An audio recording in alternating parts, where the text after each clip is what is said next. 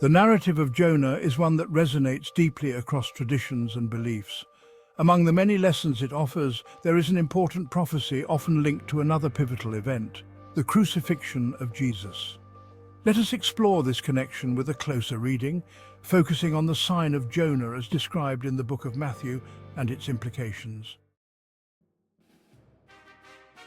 In the Gospel of Matthew, Jesus is approached by the scribes and Pharisees who demand a sign. In response, he refers to Jonah, stating, "For as Jonah was 3 days and 3 nights in the belly of a great fish, so will the Son of Man be 3 days and 3 nights in the heart of the earth." This is often referred to as the sign of Jonah, a prophecy that many believe points to the crucifixion and resurrection. Now let's reflect on Jonah's experience. Jonah was swallowed by a great fish and remained alive during his ordeal. He prayed to God from the belly of the fish, and after 3 days and 3 nights, he was delivered safely onto dry land. Jonah's survival was miraculous, a sign that displayed divine intervention and mercy. Crucially, Jonah was not dead during this time. This detail is significant because Jesus explicitly compares his future to Jonah's experience. If Jonah was alive, then the comparison suggests that the Son of Man would also remain alive during his foretold ordeal. Another element worth examining is the timeline. Jesus refers to 3 days and 3 nights, a duration traditionally understood as 72 hours. According to the biblical narrative of the crucifixion, Jesus was crucified on Friday, buried before sunset, and resurrected early on Sunday morning.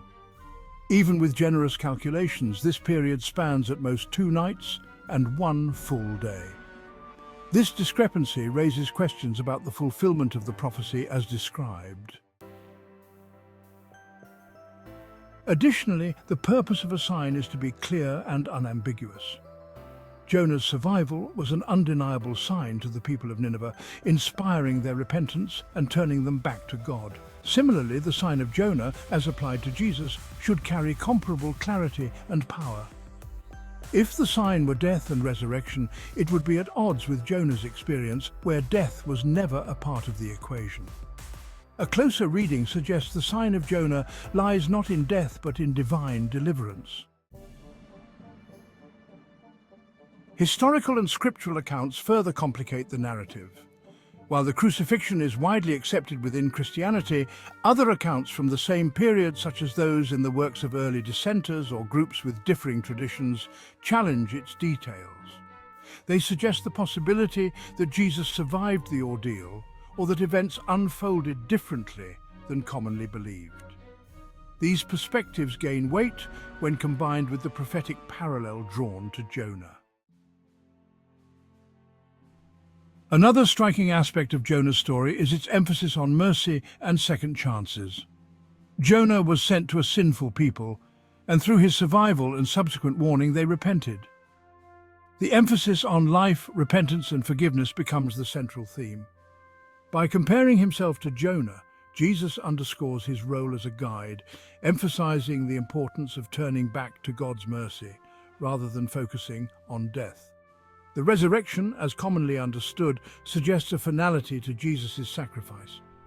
However, when viewed through the lens of the sign of Jonah, the emphasis shifts to survival, divine intervention, and the power of God to save. This aligns more closely with the broader themes of the prophetic tradition, reminding people of God's mercy and guidance through miraculous deliverance, not through death. In light of these reflections, the sign of Jonah presents a compelling case for re-evaluating the events surrounding the crucifixion. It invites a deeper understanding of the message conveyed through the comparison, a message of survival, hope, and the miraculous power of God's intervention, echoing Jonah's extraordinary story.